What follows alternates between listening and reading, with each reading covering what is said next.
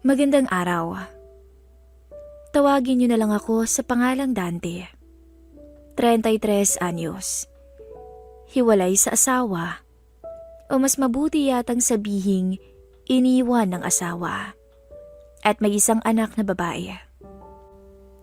Sa unang tingin ay masasabing bugbog na sa araw-araw na trabaho sa sakahan ang aking kutis at katawan magmula pa pagkabata. Ang natatanging maipagmamalaki ko lamang sa iba ay ang aking height na 5'8". At ang matang sabi pa nga ng anak ko ay kakulay daw ng tsokolate. Wala pang muwang ang anak kong si Ariza nang sumama noon sa ibang lalaki ang aking misis.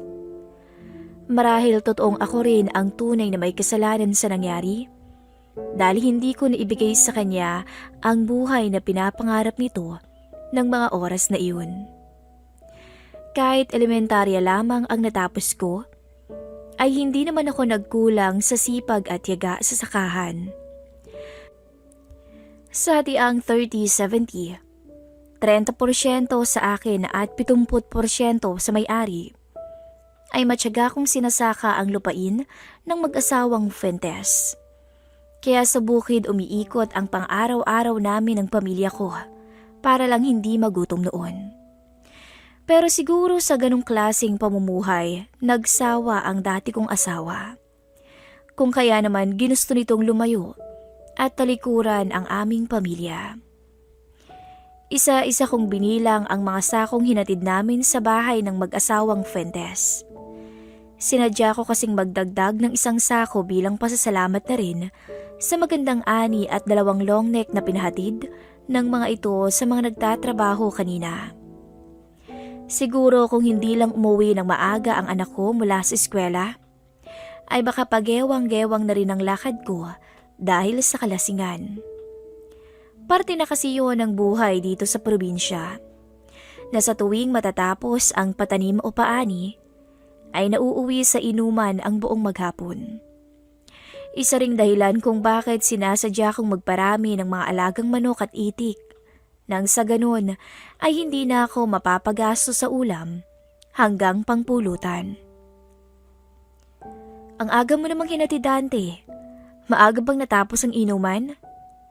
Nagtatakang tanong ni Jessel, habang pinagmamasdan ang mga nakasakong palay sa tapat ng bahay nito. Si Jessel ang amo kong babae. Maganda siya. Makinis at maputi. Kahit magkaedad lang kami, ay hindi mapagkakamalang 30 na rin dahil sa itsura. Aminado kong ilang beses ko ring pinangarap na makaisa sa kanya sa kama, kahit sa panaginip lang.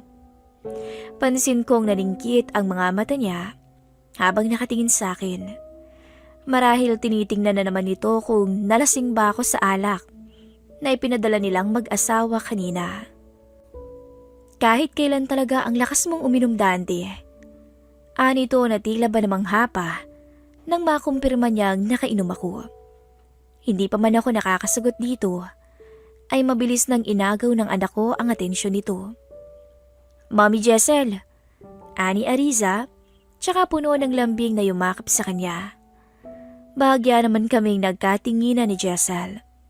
Agad akong nakaramdam ng hiya sa kanya dahil hanggang ngayon ay hindi pa rin nakakalimutan ng anak ko ang sinabi nito 4 na buwan na ang nakakalipas na dapat mommy na lang ang itawag sa kanya ng bata at hindi madam. Marahil nasabi niya yon dahil sa magkaedad lang naman kaming dalawa at dati rin kaming magkaklase sa elementarya. Ariza, may ngiti sa labi nitong sambit sa aking anak. Gusto mo ba ng chocolates? Saglit lang at ipagkukuha kita. Napangiti na lamang din ako sa kabutihang pinapakita nito sa aming dalawa. Kung hindi kasi ganyan kabait at mapagbigay ang ugali niya, ay alam kong hindi naman mapapalapit sa kanya ang anak ko. Mailap kasi ito sa ibang tao dahil kaming dalawa lamang ang magkasama hanggang sa lumaki siya. Magmula kasi nang magkaroon ng muwang si Ariza, ay makailang beses na itong nagtanong sa akin tungkol sa kanyang nanay. Kung kaya naman napilitan akong ipaintindi sa kanya ang sitwasyon. Sa kabila ng ginawa sa akin ng dati kong asawa, hindi ko siya siniraan. Bagkus, ipinakilala ko na lamang siya rito sa paraang alam kong tama. Tay, tingnan mo, daming chocolates na binigay ni Mommy. Masiglang sambit ni Ariza habang pinapakita sa akin ang hawak nito sa magkabilaan niyang kamay. Sinuklian ko naman siya ng matamis na ngiti tsaka nilapitan. Aba, katumbas na yata ng isang sakong palay ang binigay sa'yo ni Ma'am Jessel ha. Kaya pala nagpupumilit kang sumama sa akin dito ha. Hayaan mo na Dante. Minsan lang naman din kung bigyan ko ng regalo si Ariza.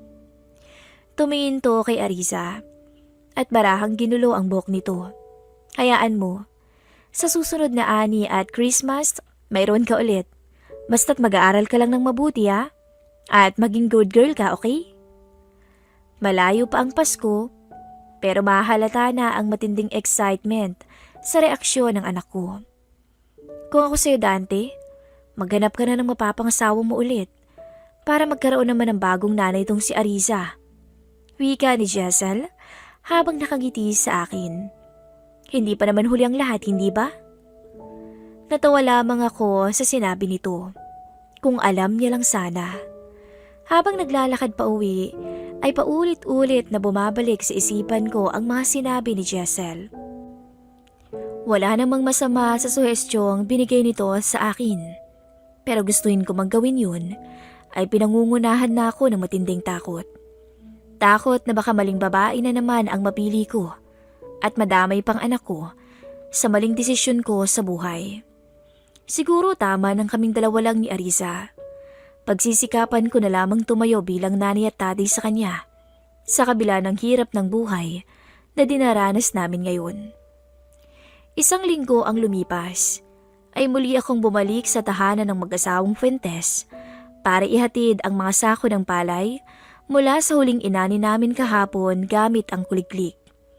Sinalubong pa rin ako ni Jessel pero hindi tulad noon na masaya ang mood niya. May problema ba ma'am? Dumako ang matatalim niyang mga mata sa akin. Kaya mas lalo kong napansin ang inis nito. Wala naman Dante. Medyo masama lang yung mood ko ngayon. Anya tsaka bumuntong hininga. Pinagmasdan ko naman to na para bang hinihintay ang susunod niyang sasabihin. Gusto kong sabihin sa kanyang handa akong makinig sa problema nito. Pero kinakabahan naman akong baka may makakita sa aming dalawa at iba pa ang makarating na kwento sa kanyang mister. Ngunit nang makita kong natutulala siya sa pwesto niya, ay hindi na rin ako nakatiis pa.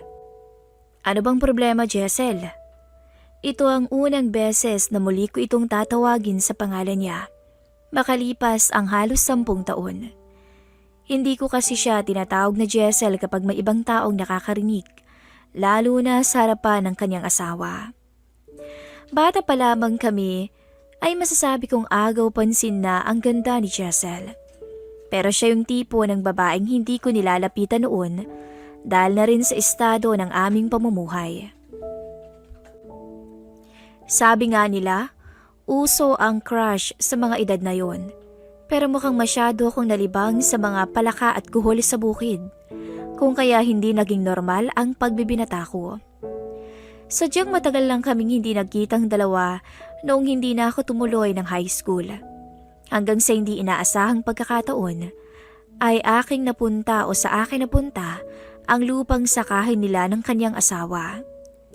Sa pagkakaalam ko ay nakatapos ng kolehiyo si Jessel at nakapagtrabaho sa Maynila kung saan sila nagkakilala ng kanyang asawa. Umuwi silang dalawa sa aming probinsya para magnegosyo na naging daan din para makapagpundar sila ng mga lupain. Mabuti na lang din at may kaya ang napangasawa niya at hindi isang hamak na magsasakang katulad ko. Hindi ka ba nahihirapan sa sitwasyon mo ngayon, Dante? Ikaw ang nanay at tatay ng anak mo. Ikaw ang gumagawa ng lahat ng mga gawaing bahay, pati na rin sa pagbabudget. Puno ng pagtataka ko siyang tinitikan. Bakit naman napunta sa akin ang usapan, Jessel? Hindi ba problema mong pinag-uusapan nating dalawa kanina? Sorry, nagawa ko lang kasing maikumpara ang sitwasyon mo sa nararanasan ko ngayon.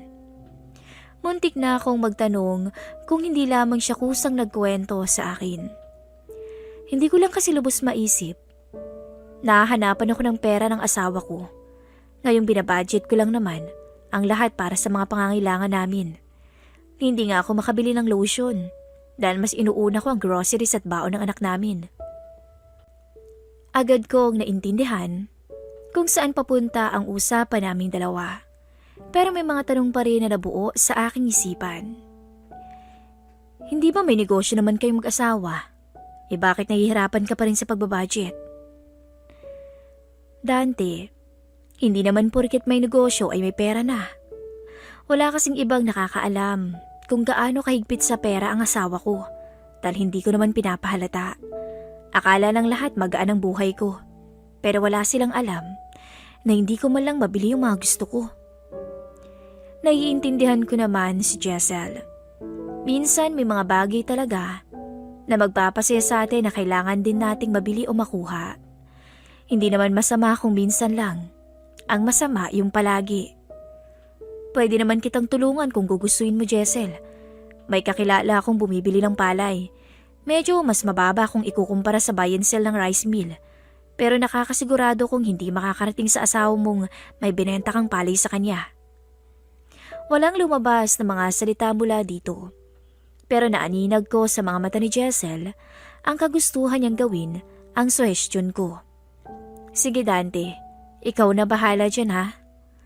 Tumango na lamang ako nang maintindihan ang ibig niyang sabihin. At agad na binuhat pabalik ang ilang sakong palay na hinatid ko kanina. Hawak ang perang napagbentahan ng mga sako ng palay at listang nagsisilbing resibo, ay minabuti kong umalis na agad nang maibigay ko na ang hawak ko kay Jessel. Inabot na rin kasi ako ng pananghalian, kaya minabuti kong umuwi muna at kumain sa bahay. Hindi pa man ako nakakalabas, ay naunahan na ako ng magkakasunod na katok mula sa labas ng pintuan. Sino yan? Tanong ko habang nagsusuot ng aking tsinelas. Narinig ko naman ang boses mula sa labas, ngunit hindi sapat yon para maintindihan ko ang mga sinasabi nito sa akin. Jessel? Anong ginagawa mo rito? Nagtataka kong sambit. Kabado ko siyang pinatuloy habang palingalinga sa paligid.